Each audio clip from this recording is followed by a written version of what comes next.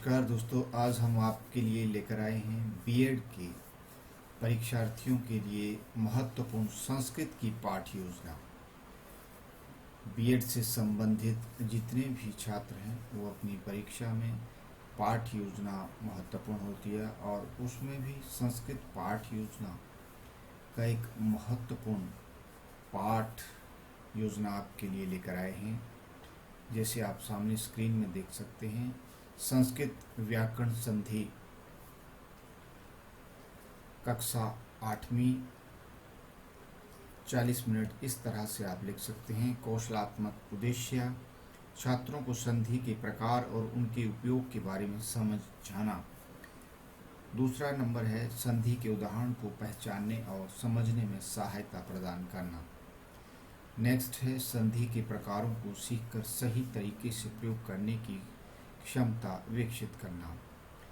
इसी तरह शिक्षण सामग्री में आप बोर्ड और चाक, चित्र, संधि के उदाहरण के रूप में छात्रों के लिए कागज और कलम। अब आया पूर्व ज्ञान, छात्रों को शब्दों और उनके निर्माण के बारे में सामान्य जानकारी होनी चाहिए। छात्र प्रस्तावना,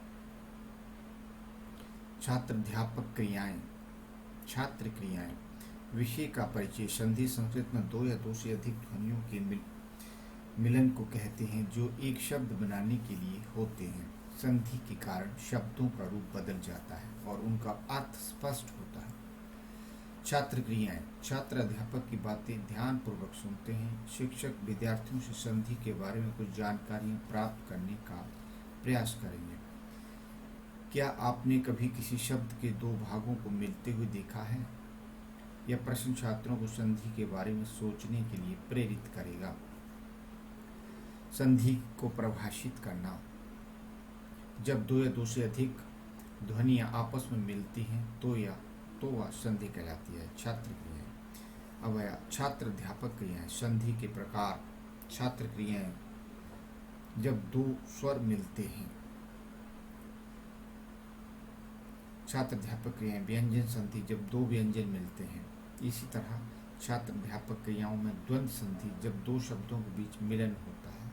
छात्र क्रियाएं। शिक्षण बिंदु आप देख सकते हैं स्क्रीन के ऊपर। प्रत्येक संधि प्रकार का उदाहरण और व्याख्या 10 मिनट। छात्र अध्यापक क्रियाएं, स्वर संधि, राम आ प्लस आन, रामान, यहाँ पर आ स्वर का मिलन हुआ है। छात्र अध्यापक की बातें ध्यानपूर्वक सुनेंगे। श्यामपट कार्य। व्यंजन संधि आप देख सकते हैं किस तरह से ता, प, ती, तप्ती, यहाँ पर प और त व्यंजन मिल रहे हैं। द्वंद्व संधि में गंगा यमुना, गंगा यमुन, यह शब्द दोनों शब्दों के संयोग से बना है। संधि के उदाहरण का अभ्यास 10 मिनट में। छात्रों से संधि के विभिन्न उदाहरणों को पहचानने के लिए वाक्य आप देख सकते हैं। और यहाँ ये श्यामपट का कार्य है। गुरु प्लस आश्रम, गुरु आश्रम, आदि प्लस काव्य, आदि काव्य, कृष्ण प्लस नारायण, कृष्ण नारायण, अद्भुत रचना, दीपमाला। संदर्भ व अभ्यास 5 मिनट। छात्रों से कुछ शब्द दिए जाएंगे और वे अपने अपने पेपर व संधि के प्रकार की पहचान करेंगे। पुनरावलोकन 5 मिनट का है। शिक्षक छात्रों से संधि के प्रकार और उनके उदाहरणों को समझने के बारे में सवाल पूछेंगे। छात्रों को संधि के प्रयोग से संबंधित एक छोटी सी होमवर्क देने की योजना।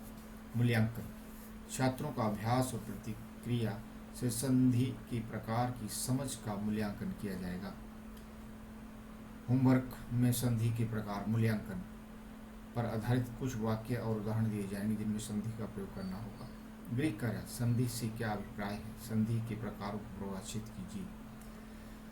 संदर्भ, राष्ट्रीय शैक्षिक अनुसंधान और प्रशिक्षण परिषद द्वारा प्रकाशित कक्षा 8वीं के व्याकरण में उल्लेखित संधि से लिया गया है। संधि संस्कृत में महत्वपूर्ण भूमिका निभाती है क्योंकि ये शब्दों के मिलन से अर्थ में स्पष्टता और लय पैदा करती है। इस पाठ्य योजना से छात्रों को संधि के प्रकारों की सही पहचान और प्रयोग करने में मदद मिलेगी। तो ये संस्कृत से संबंधित पाठ्य योजना है जो बीएड के छात्रों के लिए महत्वपूर्ण है, उपयोगी है। वो बीएड है, डीएलएड है, एनआईओएस के छात्र भी इस पाठ्य योजना को अपने सिलेबस में अपनी परीक्षा के लिए पढ़ सकते हैं, देख सकते हैं। और इस तरह के और भी बीएड की पाठ्य योजना से संबंधित पाठ्य योजना देखने के लिए या परीक्षा संबंधी प्रश्नों के लिए हमारे YouTube चैनल को सब्सक्राइब कीजिए। धन्यवाद।